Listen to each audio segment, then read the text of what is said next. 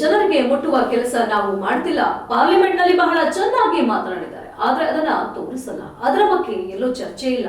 BJP ಅವರು ದೇಶದಲ್ಲಿ AI ಯಾವ ಲೆವೆಲ್ ನಲ್ಲಿದೆ ಚೈನಾಗೆ ಹೋಲಿಸಿಕೊಳ್ಳೋಕೆ ಆಗಲ್ಲ. 10 ವರ್ಷದಲ್ಲಿ ಚೈನಾ ಏನೆಲ್ಲ ಮಾಡಿತು, ಡಾಲರ್ ಮುಂದೆ ರೂಪಾಯಿ ದಿನದಿಂದ ದಿನಕ್ಕೆ ಕುಸಿತಾ ಇದೆ. ದೇಶದ ಸಾಲ ಎಷ್ಟಾಗಿದೆ ಅಂತ ಯಾಕೆ ಕೇಳಬಾರ್ದು? 70 ವರ್ಷದಲ್ಲಿ ಆಗಿರೋ ಸಾಲಕ್ಕೆ 3 ಪಟ್ಟು 10 ವರ್ಷದಲ್ಲಿ ಆಗಿದೆ. ಪ್ರಧಾನಮಂತ್ರಿ ಮೋದಿ ಒಬ್ಬ ಮನುಷ್ಯನ ತಲೆ ಮೇಲೆ 1 ಲಕ್ಷ ಸಾಲ ಹೊರಿಸಿದ್ದಾರೆ. ಇದು ಸಾಧನೆ ಅಲ್ವಾ? ಎಲ್ಲರಿಗಿಂತ ದೊಡ್ಡ ಸಾಧನೆ ಅಲ್ವಾ ಇದು? ಬಲಿಷ್ಠ 10 ರಾಷ್ಟ್ರಗಳ ಪಟ್ಟಿಯಲ್ಲಿದ್ದ ಭಾರತ ಈಗ ಹೊರಬಿದ್ದಿದೆ. ಥೈಲ್ಯಾಂಡ್ಗೆ ವೀಸಾ ಫ್ರೀ ಅಂದ್ರೆ ಪವರ್ಫುಲ್ ಏನ್ರಿ? ಅವರ ಪವರ್ಫುಲ್ ಇದ್ರೆ ಡಾಲರ್ ಯಾಕೆ ಬೀಳ್ತಾ ಇದೆ?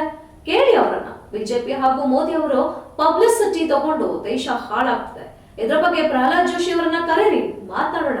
ಸಾಲಕ್ಕಿಂತ 20% ಬಡ್ಡಿ ಕಟ್ತಾ ಇದ್ದಾರೆ ಜನ. ಈ ರೀತಿಯಲ್ಲಿ ನೋಡ್ತಾ ಹೋದಾಗ ಹುಬ್ಬಳ್ಳಿಯಲ್ಲಿ ಸಚಿವ ಸಂತೋಷ್ ಲಾಡ್ ಈ ರೀತಿಯಾಗಿ ಹೇಳಿಕೆ ನೀಡಿದ್ದಾರೆ. ದೆಹಲಿ ಚುನಾವಣೆ ವಿಚಾರವಾಗಿ ಲಾಡ್ ಪ್ರತಿಕ್ರಿಯೆ ನೀಡಿದ್ದು, ಸತ್ಯ ಹೇಳಬೇಕಾಗುತ್ತೆ. ಸರ್ವೆ ಪ್ರಕಾರ ನಮ್ಮ ಪಕ್ಷಕ್ಕೆ 5-10 ಗೆಲ್ಲುತ್ತೆ.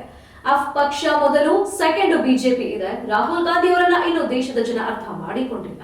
ಅವರ ಫಿಲಾಸಫಿ ಜನರಿಗೆ ಮುಟ್ಟುವ ಕೆಲಸ ನಾವು ಮಾಡ್ತಿಲ್ಲ. ಪ್ರಾಯೋಗಿಕವಾಗಿ ಧಾರವಾಡ, ಬಳ್ಳಾರಿ ಇಂಥ ಒಂದು 3 ಜಿಲ್ಲೆಗಳನ್ನು, ವಿಜಯನಗರನ ತಗೊಂಡು ಪ್ರಾರಂಭ ಮಾಡ್ತಾ ಇದ್ದೀವಿ. So most probably by March ಅಥವಾ ಏಪ್ರಿಲ್ವರೆಗೆ ಒಂದು ಯಾವುದನ್ನ ಪ್ರಯೋಗಕ್ಕೆ ಪ್ರಾರಂಭ ಆಗುತ್ತೆ ಅಂತ ನನ್ನ ನಂಬಿಕೆ ಇದೆ. ನಾನು ಬಂದರೆ ಕರ್ಕೊಳ್ತೀವಿ ರೀ. ನನ್ನ ಪ್ರಕಾರ ವೈಯಕ್ತಿಕವಾಗಿ ಕರ್ಕೊಳ್ತೀವಿ. ತಮ್ಮನ್ನ ಸಮರ್ಥವಾಗಿ ಎದುರಿಸಕ್ಕೆ ರಾಜ್ಯಾಧ್ಯಕ್ಷರ ಬದಲಾವಣೆಗೆ ಮಾತು ಕೇಳಿ ಬರ್ತಾ ಇದೆ. ಯಾರು ಬಿಜೆಪಿ? ಹೌದು, ಕೂತಿದ್ದಾರೆ. ಈಗ ಬಿಜೆಪಿಯ ರಾಜ್ಯಾಧ್ಯಕ್ಷರು ಯಾರು ಚೇಂಜ್ ಆಗಬೇಕು, ಯಾರಾಗಬೇಕು ಅವ್ರಿಗೆ ಬಿಟ್ಟಿರೋದು, ನಮಗೇನು ಸಂಬಂಧ ಇಲ್ಲ. ಯಾರಾದ್ರೇನು ಅವ್ರಿಗೆ ಒಳ್ಳೇದಾಗುತ್ತೆ, ನಮಗೆ ಅದರಿಂದ ಸಂಬಂಧ ಇಲ್ಲ. ಈಗ ನಾವು ಅದ್ರ ಬಗ್ಗೆ ಎದಕ್ಕೆ ಟೀಕೆ ಮಾಡಲಿ? ಅವ್ರು 10 ಆದ್ರೆ ಏನು, 2 ಆದ್ರೆ ಏನು, 1 ಆದ್ರೆ ಏನು, ನಮಗೇನು ಸಂಬಂಧ ಇಲ್ಲ. ಅವ್ರ ಡಿಫರೆನ್ಸಸ್ ಅವ್ರು ಇರೋದು. ನಾನು ಯೂಶಲಿ ಅವ್ರ ಪಾರ್ಟಿ ಡಿಫರೆನ್ಸ್ ಬಗ್ಗೆ ನನಗೆ ಮಾತಾಡಕ್ಕೆ ಬರೋದಲ್ಲ. So it's left to them. I will not comment.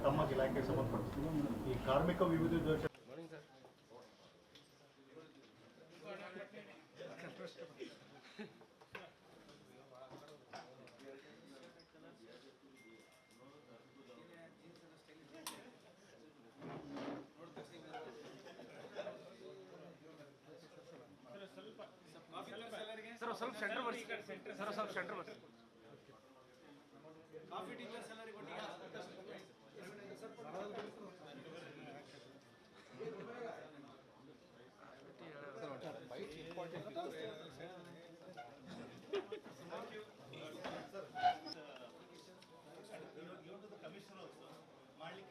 Commissioner ಬಂದಿಲ್ಲ, ಯಾವುದೋ ಅಧಿಕಾರಿಗಳು ಬಂದಿಲ್ಲ ಸರ್.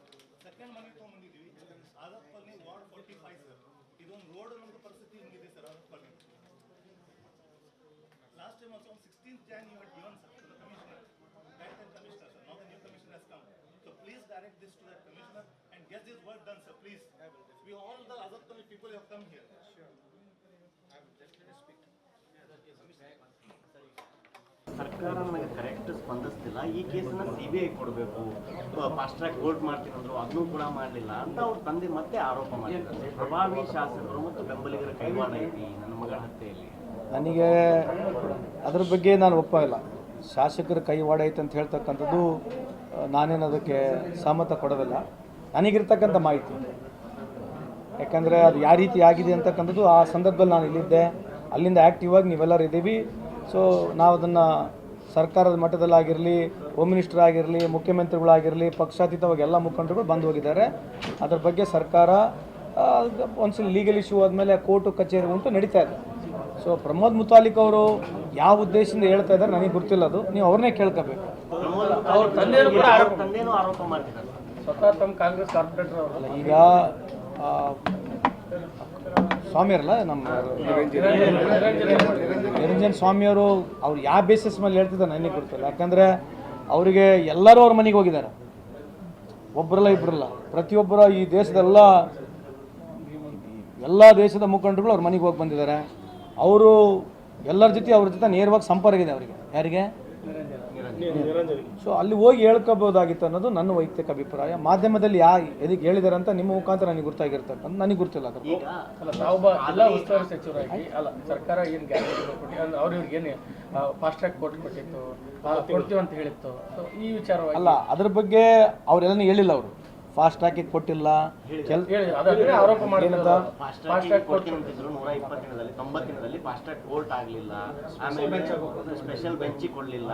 ಅಲ್ಲ, ಸ್ಪೆಷಲ್ ಬೆಂಚ್ ಅಂತ ನನಗೆ ಮಾಹಿತಿ ಇಲ್ಲ, ಬಟ್ ಇದನ್ನು ಸ್ಪೀಡಾಗಿ ಮಾಡ್ತೀವಿ. ಯಾಕಂದರೆ that's a provision under act, ನಿಮಗೂ ಗೊತ್ತಿದೆ. ಸೊ ಯಾರು ಏನೇನು ಮಾತನಾಡಿದರೆ ನನಗೆ ಗೊತ್ತಿಲ್ಲ, but definitely government is proactive ಕೆಲಸ ಮಾಡ್ತಾಯಿದೆ. ಅವ್ರು ನನಗೆ ಯಾವತ್ತೂ ಕಂಡಿಲ್ಲ, ನನಗೇನು ಮಾತಾಡಿಲ್ಲ ಕೂಡ. ಅವ್ರಿಗೇನೋ ನಂಗೆ ಅನಿಸ್ತಾ ಇದ್ದಾರೆ, if there is a slow in process ಅನಿಸಿದ್ರೆ ನಾನು ಇವತ್ತು ಹೇಳಿದ್ರೆ ನಾನು ಕೂಡ ಚೆಕ್ ಮಾಡ್ತೇನೆ. ಯಾಕಂದರೆ ಯೂಶ್ವಲಿ ನಾವು ಕೇಸಸ್ನಲ್ಲಿ ಪರ್ಟಿಕ್ಯುಲರ್ ಕೇಸಸ್ನಲ್ಲಿ ಕೇಳಕ್ಕೆ ಹೋಗಿಲ್ಲ, ಬಟ್ ಚೆಕ್ ಮಾಡಿ ಅಲ್ಲಿ get back to on to this case one. Number 1 ಅಲ್ಲ,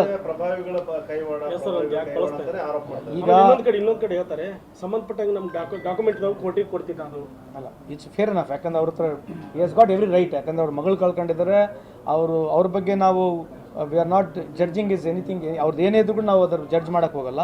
ಅವ್ರು ಏನಿದ್ರು ಕೂಡ ಸರ್ಕಾರಕ್ಕೆ ಕೊಡ್ಬೋದು, ಅಥವಾ ನನಗೇನ ಕೊಟ್ಟರೆ ನಾನು ವೈಯಕ್ತಿಕವಾಗಿ ನನ್ನ ಕೈಲಿ ಏನಾಗುತ್ತೆ ಅದು ಮಾತನಾಡಿ ಸರ್ಕಾರ ಗಮನ ತರ್ತೇನೆ. ಸರ್ಕಾರದ ಮೇಲೆ ನನಗೆ ನಂಬಿಕೆ ಇಲ್ಲ, ಈ ಕೇಸನ್ನು CBI ಕೊಡ್ಬೇಕಂತ. ಈಗ ಅವ್ರು ಆ ರೀತಿ ಹೇಳಿದ್ರೆ ಅದಕ್ಕೆ ನಾವು ಏನು ಮಾತಾಡೋಕ್ಕೆ ಬರಲ್ಲ. ಬಿಕಾಸ್ ಅದು ಒಬ್ಬ ಫಾದರ್ ಮಗಳನ್ನ ಕಳ್ಕೊಂಡಿದ್ದಾನೆ, ಆ ನೋವನ್ನ ನಾವು ಅರ್ಥ ಮಾಡ್ಕೊಳ್ತೀವಿ, ಇಲ್ಲ ಅಂತಲ್ಲ. ಬಟ್ ಈ ರೀತಿಯಾಗಿ ಹೇಳ್ತಕ್ಕಂಥದ್ದು ಎಷ್ಟು ಸರಿಯೋ ಎಷ್ಟು ತಪ್ಪು ಅಂತಕ್ಕಂಥದ್ದು ಕಾನೂನಿದೆ, ಅದಕ್ಕೆ live to that only. Because ನಾನು ಅವ್ರ ಪರ್ಸನಲ್ ಕಮೆಂಟ್ ಮಾಡೋಕ್ಕೆ ಹೋಗೋದಿಲ್ಲ. ಆಮೇಲೆ ಇದು ಒಂದು ಒಳ್ಳೆ ಚರ್ಚೆ ಮಾಡಿದ್ದಾರೆ ರಾಜ್ಯದಲ್ಲಿ. ಅಲ್ಲ, ಅದ್ರ ಜೊತೆಗೆ ನನಗೂ ಮೊನ್ನೆ ಡೆಲ್ಲಿಗೆ ಹೋಗಿದ್ದೆ. ಮೋದಿಯವ್ರ ಬದಲಾವಣೆ ಆಗ್ಬೇಕಂಬುದು ಕೂಡ ಚರ್ಚೆ ಇದೆ BJP ಒಳಗಡೆ, ಬಟ್ ಯಾರು ಮಾತಾಡ್ತಿಲ್ಲ. ಅಲ್ಲ, ಅದಕ್ಕೆ ನಾನು ಹೇಳಿದೆ ರೀ, ಅದನ್ನು ಮಾಹಿತಿ ಕೊಟ್ಟೆ. ಒಳಗೆ ಇತ್ತೀಚೆಗೆ ಗಡ್ಕರಿ ಆಗ್ಬೇಕನ್ನೋದು, ಈ ಆರ್ಥಿಕ ಪರಿಸ್ಥಿತಿ ಕುಸ್ತೋಗಿದೆ, ವಿಶ್ವಗುರುವಿಂದ ಏನು ಆಗ್ತಾ ಇಲ್ಲ ಅಂತ BJP ಒಳಗಿದೆ. ಮತ್ತೆ ಮಾತಾಡೋಕ್ಕೆ ಧೈರ್ಯ ಇಲ್ಲ ಅವರಿಗೆ. ನನಗೇನು ಹಂಗೆ ಹೇಳ್ಬೇಕು, ಫ್ರೆಂಡ್ಸ್ ಹೇಳ್ಬೋದು ಹಂಗೆ.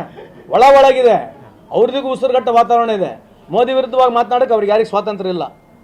ಈಗ ಸುಬ್ರಹ್ಮಣ್ಯ ಸ್ವಾಮಿ ಮಾತಾಡ್ತಿದ್ದಾರೆ, ಸೋನಿಯಾ ಗಾಂಧಿ ವಿರುದ್ಧ, ರಾಹುಲ್ ಗಾಂಧಿ ವಿರುದ್ಧ ಮಾತಾಡೋದು ಎಲ್ಲರೂ ಬಾಟಮ್ಸ್ ತೋರಿಸಿದ್ರು, ಎಲ್ಲರೂ BJP ಎಲ್ಲರೂ ಹಿಂಗೆ ಬೋಲ್ಡ್ ತೋರಿಸಿದ್ರು. ಈಗ ಸುಬ್ರಹ್ಮಣ್ಯಂ ಸ್ವಾಮಿ ಮೋದಿ ವಿರುದ್ಧ ಮಾತನಾಡ್ತಾರೆ, ಅದ್ರ ಬಗ್ಗೆ ಏನೀಗ? ಮತ್ತೆ ಅದೇ ತಾನೇ ಇರೋದು. ಅವ್ರದೇ ಒತ್ತಡ ಇದೆ ರೀ. Is not a correct man, is not a right man. ಅವನಿಂದ ಏನೂ ಆಗೋದಿಲ್ಲ, ಎಕನಾಮಿಕ್ಸ್ ಗುರ್ತಿಲ್ಲ, ಬಂಡಲ್. ನಾನು ಹೇಳಿರ್ತಕ್ಕಂಥ ಮಾತಲ್ಲ, ಇದು ಯಾರು ಹೇಳಿರೋದು? ಮತ್ತು BJP ಯಾರೇ ಕೌಂಟರ್ ಕೊಡ್ತಿಲ್ಲ ಅವರಿಗೆ, ಅಂದ್ರೆ ಒಪ್ಕೊಂತಿದ್ದಾರೆ BJP. ಸುಬ್ರಹ್ಮಣ್ಯ ಸ್ವಾಮಿ ಅವರು ಮಾತನಾಡ್ತಕ್ಕಂಥ ಮಾತಿಗೆ BJP ಯಾರನ್ನ ಕೌಂಟರ್ ಕೊಟ್ಟಿದ್ದಾರಾ?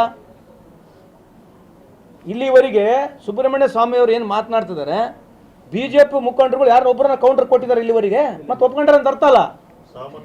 ಮತ್ತೆ ಸಹಮತ ಇದೆ, ಹೇಳಕ್ ಧೈರ್ಯ ಇಲ್ಲ ಆಟೆ. ಸುಬ್ರಹ್ಮಣ್ಯ ಸ್ವಾಮಿ ಹೇಳಿರ್ತಕ್ಕಂಥದ್ದು ಎಲ್ಲದಕ್ಕೂ BJP ಅವರು ಮೌನ ಶರಣ ಆಗಿದ್ದಾರೆ. ಮತ್ತೆ ಅರ್ಥ ಅಲ್ಲ. ಮತ್ತೆ ಒಬ್ರು ಯಾರು ಸುಬ್ರಹ್ಮಣ್ಯ ಸ್ವಾಮಿ ವಿರುದ್ಧ ಯಾರು ಮಾತಾಡಿಲ್ಲ, ಕೇಂದ್ರದಲ್ಲಾಗಿರಲಿ ರಾಜ್ಯದಲ್ಲಾಗಿರಲಿ. ಅವ್ರಿಗೆ ಅರ್ಥ ಆಗಿದೆ ಸುಬ್ರಹ್ಮಣ್ಯ ಸ್ವಾಮಿ ಹೇಳ್ತಕ್ಕಂಥದ್ದು ಸತ್ಯ ಇದೆ ಅಂತ ಹೇಳಕ್ ಅರ್ಥ ಆಗಿದೆ. ಬಟ್ ಪ್ರಜಾಪ್ರಭುತ್ವ ವ್ಯವಸ್ಥೆಯಲ್ಲಿ ಮಾತಾಡೋಕೆ ಅವ್ರಿಗೆ ಅವಕಾಶ ಇಲ್ಲ, ಅದಕ್ಕೆ ಸುಮ್ಮನೆ ಕೂತ್ಕೊಂಡಾರ. ಸರ್, ಈಗ ರಾಜ್ಯದ BJP ವಿಚಾರಕ್ಕೆ ಬರೋದಾದ್ರೆ ಇಲ್ಲಿ ತಾವು 84ನೇ ರ್ಯಾಂಕಿಂಗ್ ಬಂದು ಇದನ್ನು ದೊಡ್ಡ ಸಾಧನೆ. ಇಂಥವ್ರು ಏನು ಮಾತಾಡೋದು ಬೇಡ, ಇಂಥವೆಲ್ಲ ಸಾಧನೆ ಅಲ್ಲ. ಬರೀ ರಾಜ್ಯ ಸರ್ಕಾರ ಮೇಲೆ ಕೂತ್ಕೊಂಡು ಕುಂದ್ರೋದು ಮಾತಾಡೋದು. ಯಾಕೆ ಇವತ್ತು GDP ನಂಬರ್ 1 ಇದೆ ಕರ್ನಾಟಕ? ಇದು ಒಳ್ಳೇದಲ್ಲ ಸಾಧನೆ? Is it not a good point? ನೋಡ್ರಿ, ಪಾಸಿಟಿವ್ ಮಾತಾಡೋಣ. ಅಗಲಲ್ಲ ಬಂದು ನೆಗೆಟಿವ್ ಮಾತಾಡಿದ್ರೆ ಮತ್ತೆ ನಾವು ನೆಗೆಟಿವ್ ಮಾತಾಡೋದು ಬೇಡ. ಈಗ ಪಾರ್ಲಿಮೆಂಟ್ ನಿಂತ್ಕೊಂಡು 70 ವರ್ಷದಿಂದ ಕತೆ ಹೇಳಿದ್ರೆ 10 ವರ್ಷದ ಕತೆ ಯಾರು ಹೇಳೋದು ಬೇಡ ನಿಮಗೆ? From morning till evening you only want to talk about Congress. Last 10 years you are in power, you don't note. ನಿಮ್ದೇನು ಆಡಿಟೇ ಬೇಡ ದೇಶದ ಜನಕ್ಕೆ. You don't want answer anything for this country. Anything wrong happens, it's only Congress. ಎಲ್ಲಿವರೆಗೆ ಹೇಳ್ಕೊಂತ ಹೋಗ್ತೀರಿ picture? ಎಲ್ಲಿವರೆಗೆ? ಯಾರಕ್ಕೋಸ್ಕರ ಇದು? ಹಾಗಾದ್ರೆ ಇದನ್ನ ಇದು ಹೋರಾಟ ಮಾಡುವಂತ ವಿಪಕ್ಷವಾಗಿ ಕಾಂಗ್ರೆಸ್ ಏನ್ ಮಾಡಿದೆ ಸರ್? ಹಾಗಾದ್ರೆ ನಮಗಿದೇ ಒಂದು ಅವಕಾಶ ಮಾಡ್ಕೊಡಿ. ಟಿವಿ ಐತಲ್ಲ, ಈಗ ಅವರು ಅವಕಾಶ ಮಾಡ್ತಕ್ಕಂಥ ಟಿವಿ ಮುಖಾಂತರನೇ.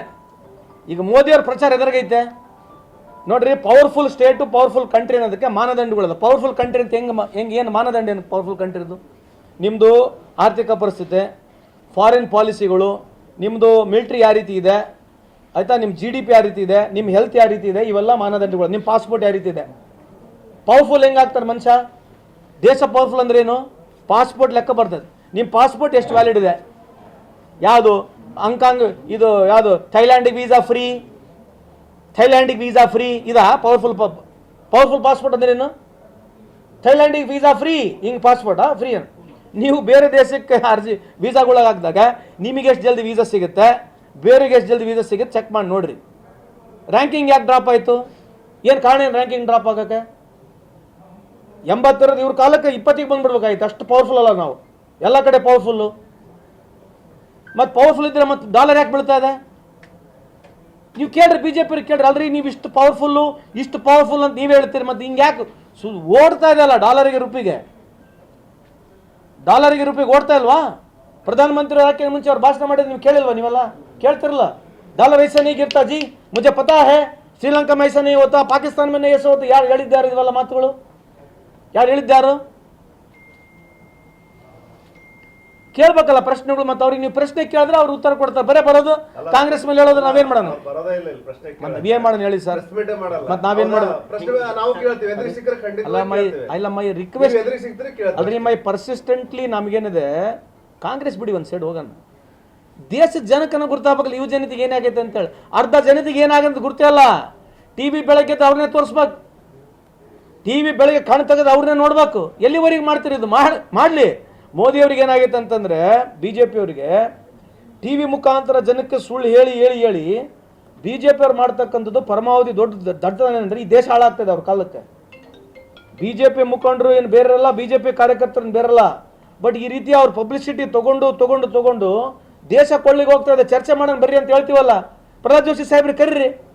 ನಮಗೇನು ಕೇಳಬೇಡ್ರಿ ಸರ್, ನಿಮ್ಮ ಕಾಲದಲ್ಲಿ ಇಷ್ಟು ಹೊರೆ ಯಾಕಾಯ್ತು, ಏನು ಕಾರಣ ಏನು, ಸಾಲ ಯಾಕೆ ಮಾಡಿದ್ರಿ, ಸಾಲದಾಗ ಯಾಕೆ ಇವತ್ತು ದೇಶ ಇದೆ, ಇದು ಇಂಪಾರ್ಟೆಂಟ್. ಪ್ರಮುಖವಾದಂಥದ್ದೇನು? ದೇಶ ತಾನು ಇಂಪಾರ್ಟೆಂಟ್. ಇವತ್ತು ಇರ್ತಕ್ಕಂಥ ನಮ್ದು ಏನು ರೆವಿನ್ಯೂ ಇದೆ, 20% ಇರ್ತಕ್ಕಂಥ ರೆವಿನ್ಯೂ ಬರೀ ನಾವು ಬಡ್ಡಿ ಕಟ್ತಾ ಇದ್ದೀವಿ. 50 ಲಕ್ಷ ಕೋಟಿ ಈ ದೇಶಕ್ಕೆ ನಮಗೆ ಆದಾಯ ಇದ್ರೆ ನಾವು ಕಟ್ತಕ್ಕಂಥದ್ದು 20% ನಾವು ಬರೀ ಇಂಟ್ರೆಸ್ಟ್ ಕಟ್ತಾ ಇದೀವಿ ರೀ. ಇದು ಚರ್ಚೆ ಬೇಡ? ಇದು ವೆರಿ ಇಂಪಾರ್ಟೆಂಟ್ ಪಾಯಿಂಟ್ ಅಲ್ವಾ? ಇದ್ರ ಬಗ್ಗೆ ಚರ್ಚೆ ಆಗಬಾರ್ದು. ಇಂಥವು ಯಾವ ಮಾತಾಡೋದು ಬೇಡ. ಜನಕ್ಕೆ ಎಜುಕೇಟೆಡ್ ಮಾಡಬೇಕು. ಪಾಲಿಸಿ ಬಗ್ಗೆ ಮಾತಾಡೋದು ಬೇಡ. ಧರ್ಮ ಜಾತಿ ದಿನ ಬೆಳಗಿದ್ರೆ ಹೊಡಿ, ಚರ್ಚೆ ಮಾಡಿದ್ರ ಬಗ್ಗೆ ಆಯ್ತು. ಇಂದು ಅಂತ ಇವ್ರು ಮಾತಾಡ್ತಾರೆ. ಸುಮ್ಮನೆ ಉದಾಹರಣೆಗಳನ್ನು, ಶಕ್ತಿಪೀಠಗಳು ಯಾರ ಕಾಲದಲ್ಲಿ ಇದ್ರಿ? ಈ ಶಕ್ತಿಪೀಠಗಳು ಯಾವಾಗ ಪ್ರಾರಂಭ ಆಯಿತು? ಯಾರ ಕಾಲದಲ್ಲಿ ಇತ್ತು ಶಕ್ತಿಪೀಠಗಳು? ಆಯ್ತು, ಇವ್ರು 10 ವರ್ಷದಲ್ಲಿ ಎಷ್ಟು ಗುಡಿಗಳು ಕಟ್ಟರೆ ನೈತಾ? ಅಗಲಾಲ ದಿನ ಬೆಳಗ್ಗೆ ಇದ್ರೆ ಹಿಂದೂ ಅಲ್ಲ, ಅದು ಏನು ಅರ್ಧ ಕಟ್ಟಿರೋದು? ಅದು ನಮ್ದು ದುಡ್ಡಿನ ಕಟ್ಟಿರೋದು. ಒಂದು ಕಟ್ಟಿ ನಾವೆಷ್ಟು ಗುಡಿಗಳು ಕಟ್ಟಿರ್ಬೋದು ಅಂದ್ರೆ ತೆರೆ ಕೂದಲ ಎಷ್ಟದ ಅಷ್ಟು ಗುಡಿಗಳು ಕಟ್ಟಾರ ಕಾಂಗ್ರೆಸ್ನವರು. ನಾವು ಗುಡಿಗಳು ಕಟ್ಟಿವಿ, ಮಸ್ಜಿದ್ ಕಟ್ಟಿವಿ, ಚರ್ಚ್ಗಳು ಕಟ್ಟಿವಿ, ಗುರುದ್ವಾರಗಳು ಕಟ್ಟಿದ್ದೇವೆ ಅಲ್ವಾ? ನಾವು ಎಲ್ಲರನ್ನ ನಮ್ಮ ಕಳ್ತೀವಿ. ಇವ್ರು ಬರೇ BJP ಅವರು ಹಿಂದೂ ಅಂತ ಹೇಳಿ ಹಿಂದೂ ಜನಕ್ಕೆ ಮೋಸ ಮಾಡಿ ಇವತ್ತಾಯ್ತು. ಹಿಂದೂ ಯಾರು ಬಡತನ ಹೊರಗದಾರೆ? ಬಡತನ ರೇಖೆಗಿಂದ ಯಾರು ಹಿಂದೂಗಳು ಹೊರಗೆ ಬಂದಾರ? ಸರ್ ಹೌದು ಸರ್. ಈಗ ಇಷ್ಟು ಮೋದಿಯಲ್ಲಿ ಇಷ್ಟು ಮೀಡಿಯಾ ಪ್ರಚಾರ, ಇಷ್ಟು ಸೋಷಿಯಲ್ ಮೀಡಿಯಾ ಪ್ರಚಾರ ಎಲ್ಲವನ್ನ ಹೊರತಾಗಿ ಕಾಂಗ್ರೆಸ್ಗೆ ಬೆಂಬಲ ಕೊಟ್ಟಿದ್ದು ಕರ್ನಾಟಕ ಜನತೆ. ನೀವು ಕೂಡ ಅದ್ರಂಗೆ ಮಾಡ್ತೀವಿ ಅಂದ್ರೆ ಏನು ವ್ಯತ್ಯಾಸ ಮಾಡಿ? ನೀವು ಸಾಲ ಮಾಡ್ತೀರಿ, ನೀವು ಸಾಲ ಮಾಡಿ ಗ್ಯಾರಂಟಿ ಪೂರೈಕೆ ಮಾಡಿ, ನೀವು ಸಾಲಿಗಿನ ಬಡ್ಡಿ ಜಾಸ್ತಿ ಅಲ್ರಿ. ನಿಮಗೆ ಇದಕ್ಕೆ ಹೋಲ್ಸ್ಕೊಂಡು ನೋಡಬೇಡ್ರಿ. ಯಾಕೆ ಹೇಳ್ತೀವಿ ಅಂತಂದ್ರೆ, ಎಲ್ಲ ರಾಜ್ಯ ಸರ್ಕಾರಗಳು ಸಾಲ ಮಾಡ್ತಾರೆ. We have place 5,000 crores and money is been spent. 3,500 ಕೋಟಿಗೆ ಹೆಚ್ಚು ದುಡ್ಡು ಖರ್ಚಾಗಿದೆ ಸರ್. ಸಿಎಂ ಆಪ್ತ ಶಾಸಕರಲ್ಲೇ ಖರ್ಚಾಗಿದೆ. ಒಂದ್ ನಿಮಿಷ ಕೇಳ್ರಿ. ಈಗ ಈ ತರ ಮಾತಾಡಿದ್ರೆ ಡಾಟಾ ಇದ್ರೆ ಮಾತಾಡ್ರಿ ಅಲ್ಲ ಹೇಳೋದು. ಯಾಕಂದ್ರೆ ಅದಕ್ಕಾದಂತ ಒಂದು ಸಮಿತಿ ಇರಲಿ, ಅದಕ್ಕೆ ಬೋರ್ಡ್ ಇದೆ. ಆ ಭಾಗದಲ್ಲಿ ಅಜಯ್ ಸಿಂಗ್ ಅವರು ಅಲ್ಲಿ ಚೇರ್ಮನ್ ಆಗಿದ್ದಾರೆ. ಹಂಗ್ ಒಂದೇ ತಾಲೂಕಿಗೆ ಕೊಡಕ್ ಬರೋದಿಲ್ಲ. ನೀವು ಕೊಪ್ಪಳದಾಗ ಮೊನ್ನೆ ಭಾಷಣ ಮಾಡಿದ್ರಿ. ಏನದು? ಹೌದು, 2,000 ಕೋಟಿ ತಂದ್ರೆ ನೀವೇ ಭಾಷಣ ಮಾಡಿ. 2,000 ಕೋಟಿ ಹೈದರಾಬಾದ್ ಮಾತಾಡಕ್ ಬಿಡ್ರಿ. ಮಾತಾಡೋರಿಗೆ ಸ್ವಲ್ಪ ತಡ್ಕೊಳ್ರಿ. ಒಂದ್ ನಿಮಿಷ ಸ್ವಾಮ್ಯಾರೆ ಮಾತಾಡಕ್ ಕಂಪ್ಲೇಂಟ್ ಮಾಡ್ತೇನ್ರಿ. ಇಲ್ಲೇ ಇನ್ನೊಂದು ತಾಸು ಕುಂದ್ರನ್ನ. ಇವ್ರು 2,000 ಕೋಟಿ ತಂದಿರ್ತಕ್ಕಂಥ ನಿಜ. ಅದ್ರಾಗ ಏನಿದೆ? ನೀರಾವರಿ, major irrigation, minor irrigation, PWD 34, 50, 54, ಸಮಾಜ ಕಲ್ಯಾಣ ಇಲಾಖೆ, ಇವೆಲ್ಲ ಇಲಾಖೆನಲ್ಲಿ 5 ವರ್ಷ ಅವಧಿಯಲ್ಲಿ 2,000 ಕೋಟಿ ತಂದಾರ ಅವರು. ನೀವು ಏನು ಅನ್ಕೊಂಡ್ರೆ 2,000 ಕೋಟಿ ಈ ಕಾಲದಲ್ಲಿ ಬಂದಿರತಕ್ಕಂಥದ್ದಲ್ಲ. ನಮ್ಮ 2013-18 ಇಸ್ವಿಯಲ್ಲಿ ಇರ್ತಕ್ಕಂಥದ್ದು SCPT TSP 80,000 ಕೋಟಿ ಖರ್ಚು ಮಾಡಿದ್ದೀವಿ. 80,000 ಕೋಟಿ ರಾಜ್ಯದಲ್ಲಿ ಖರ್ಚು ಮಾಡಿದಾಗ ಸಹಜವಾಗಿ ಎಲ್ಲ ತಾಲೂಕುಗಳಲ್ಲಿ ಎಲ್ಲೆಲ್ಲಿ SC/ST ಜನಾಂಗ ಜಾಸ್ತಿ ಇದ್ರೆ ಜಾಸ್ತಿ ದುಡ್ಡು ಬಂದಿದೆ. ಈಗ ನೀವು ಆಸ್ ಎ ಮಿನಿಸ್ಟರ್ ಆಗಿ ನಿಮಗೆ ಅನುದಾನದ ಕೊರತೆ ಐತೆ ಅನ್ಸುತ್ತಾ ಇಲ್ಲ ಅನ್ಸುತ್ತೆ ಈ ಗವರ್ನಮೆಂಟ್ ಅಲ್ಲಿ? ಸೂರ್ಯ ಚಂದ್ರ ಇರೋವರೆಗೆ ಕೊರತೆ ಇರುತ್ತೆ ಅನುದಾನದ್ದು. ಈಗ ಉಲ್ಟಾ ಹೋಗೋಣ. ಸುಮ್ಮನೆ ಮತ್ತೊಂದು ಪ್ರಶ್ನೆ ಕೇಳಿದ್ರೆ ಗುರು ಅಂತ ಬರಬೇಡ ಮೇಲೆ. ನೇರ ಪ್ರಶ್ನೆ, ಮಿನಿಸ್ಟರ್ ಆಗಿದ್ರಿ, ಅನುದಾನದ ಕೊರತೆ ಇದೆಯಾ ಇಲ್ವಾ? ನಾನು ಉತ್ತರ ಏನ್ ಕೊಟ್ಟೆ ನಿಮಗೆ? ಸೂರ್ಯ ಚಂದ್ರ ಇರೋವರೆಗೆ ಕೊರತೆ ಇರುತ್ತೆ ಅಂತ ಹೇಳಿಲ್ಲ ನಿಮಗೆ. ನಮ್ಮ ಕ್ಷೇತ್ರಕ್ಕೆ ಎಷ್ಟು ಬಂದೈತೆ? ಅಲ್ರಿ, ನಮ್ಮ ಕ್ಷೇತ್ರಕ್ಕೆ ಪ್ರತಿ ವರ್ಷ BJPಗಿನ ಜಾಸ್ತಿ ನಮಗೆ ಬಂದದ್ದೆ. ನಿಮಗೆ ಶ್ವೇತಪತ್ರ ಅಂದ್ರೆ ಕೊಡ್ತೀನಿ. ನಿಮಗೆ ಎಲ್ಲ ಇಲಾಖೆಯವರು ಎಷ್ಟು ಬಂದ್ರೆ ಕೊಡ್ತೀನಿ ನಿಮಗೆ. ಅಲ್ಲಲ್ಲ, ನೀವು ಕೇಳಿದ ಪ್ರಶ್ನೆಗೆ ಸೂರ್ಯ ಚಂದ್ರ ಇರೋವರೆಗೆ ದೇಶದ ರೊಕ್ಕದ ಕೊರತೆ ಐತೆ. ನೀವು ಸುಮ್ಮನೆ ಹಿಂಗೆ ಕೇಳಿದ್ರೆ ಗ್ಯಾರಂಟಿಗೋಸ್ಕರ ನಿಂತು ಬಿಡುತ್ತೆ, ಗ್ಯಾರಂಟಿಗೋಸ್ಕರ ನಾಳೆಗೆ ಅಂತಕ್ಕಂಥದ್ದು ಇದೇನು ಪ್ರತಿಪಾದನೆ ಇಲ್ಲ. I am not ready to agree on to this. That is my ನಾನು ಕೊಡ್ತಾ ಅವ್ರಿಗೆ ಹೇಳ್ತೇನೆ. ಗ್ಯಾರಂಟಿಗಳ ಬಗ್ಗೆ ಎಲ್ಲೂ ಇದಾಗೈತೆ ಅಂತ ನಾವೆಲ್ಲ ಗ್ಯಾರಂಟಿಗಳ ಬಗ್ಗೆ ಜನ ಖುಷಿ ಅದಾರ, ನಿಮ್ಮ ಶಾಸಕರು ಮತ್ತು ಮಿನಿಸ್ಟರ್ ಅಸಮಾಧಾನ ಅದಾರ. ಐ ಡೋಂಟ್ ಡಿಸ್ಅಗ್ರಿ ಟು ಯಾರ್ಯಾರು ಸ್ಯಾಟಿಸ್ಫೈಡ್ ಇಲ್ಲ ಅವರಿಗೆ ಎಕ್ಸ್ಟ್ರಾ ಗ್ರಾಂಟ್ಗಳನ್ನ ಸ್ಪೆಷಲ್ ಗ್ರಾಂಟ್. ಈಗ ನನಗೆ ನಮ್ದು ಇವಾಗ ಉಲ್ಟಾ ಹೋಗೋಣ, ಯಾವುದು ನಮ್ದು ಇದೇನು ಬೇಡ್ತಿನಾಲ ಇದೆ, ಬೇಡ್ತಿನಾಲ ಸ್ವಾತಂತ್ರ್ಯ ಸಿಕ್ಕಿಲ್ಲ ನಾವೇ 150 ಕೋಟಿ ತಂದು ಕೊಟ್ಟಿವಿ.